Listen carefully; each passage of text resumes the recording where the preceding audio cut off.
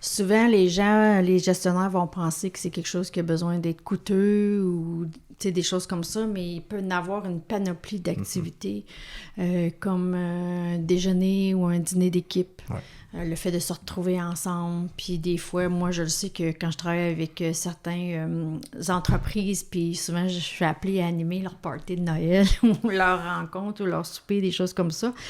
J'apporte toujours un élément de jeu qui peut se faire autour de la table. Fait que déjà là, ça crée un aspect de magie et de rire, etc. avant même d'aller travailler. Fait qu'on vient activer les hormones du bonheur et tout ça. Il y a d'autres types d'activités que je pense qui te plaisent beaucoup. Oui, comme des activités physiques. Oui. Ouais, faire des entraînements ensemble. Tu sais, encore là, c'est peut-être une question de choix, mais juste, je pense qu'il y a bien du monde qui aime par exemple le yoga. Simplement offrir du yoga comme team building ou un tournoi de spikeball. Tu sais, c'est pas obligé d'être... On n'est pas obligé d'avoir des... dans le compétitif, là. Ben, dans le compétitif, un peu de compétition, ça peut être intéressant. Encore là, est-ce que la compétition devient toxique? Ça, c'est une autre question. Ouais. Mais dans un contexte où est-ce que c'est de la bonne compétition saine, c'est ça qui va faire sortir la créativité. Puis, it takes pressure to make diamonds. Oui.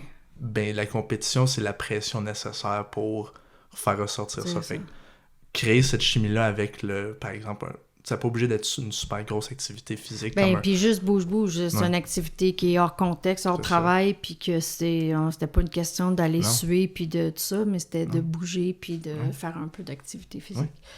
Il y a aussi tout ce qu'on appelle des activités culturelles, aller faire une visite de musée. Il peut y avoir maintenant, il y a des paint nights, là, où tu fais de la peinture, quelqu'un qui arrive avec un tableau, puis on essaie tout de faire la même chose. Il y a des activités aussi de faire de la nourriture culinaire. Fait que ça peut être toutes des contextes où on peut développer des habiletés de l'employé, en même temps d'avoir du plaisir et de favoriser la créativité et tout ça. Il y a aussi tout ce qui est plus structuré. Ouais. Donc, la formation, les ateliers, comme avec moi et avec toi, oui, avec, moi. Avec Félix aussi. C'est ça. Quand on donne des formations qu'on est appelé. Fait que là, on va dans le milieu de travail ou ça va être à l'extérieur du milieu de travail. Mais là, il va y avoir des objectifs très spécifiques que l'entreprise, l'employeur veut aller chercher de cette formation-là. Mais durant la formation, ça permet de créer ce team building-là. Un des exemples que j'ai vécu, c'était justement une formation. C'était mon dernier emploi avant que je me lance en entrepreneuriat. Mais on a fait justement une formation sur, dans le fond, c'est Process Communication. Okay. Mais c'était sur un style de communication, fait qu'on en apprenait, oui, sur nous, mais vu que c'était une équipe en virtuel de mon côté, c'est la première fois que je voyais mes collègues aussi en vrai. Là. Oui. Fait que c'était vraiment... c'était vraiment cool, ça nous a rapprochés, mais on a appris comment communiquer aussi, puis c'était quelque chose que mon ancien employeur voulait vraiment mettre l'accent là-dessus. Fait qu'il y avait un objectif spécifique qui nous aidait délibérément pour le travail, puis ils sont pas gênés de le dire. C'est ça. Mais...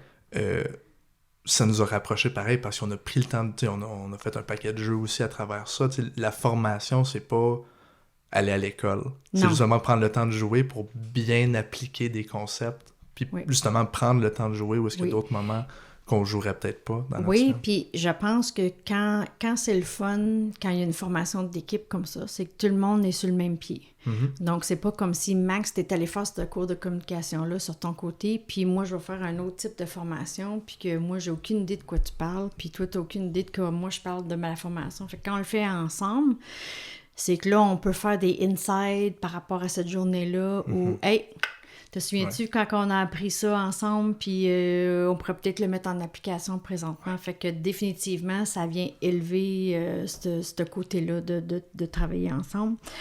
Il y a des activités qui peuvent être reliées au travail, comme on vient de dire, on va apprendre quelque chose de technique ou quoi que ce soit, ou ça va être des fois, il y a des entreprises qui vont aller à des congrès. Je me souviens très bien parce que souvent, des fois, je suis appelée à donner des formations, mais des congrès pour les gens qui sont en informatique et des choses comme ça. Fait que c'est tout ce même gens-là qui ont l'opportunité de faire du social networking entre eux autres à des congrès, puis en même temps, ils vont apprendre des nouvelles compétences. Fait que ça, c'est des activités reliées à la nature de travail.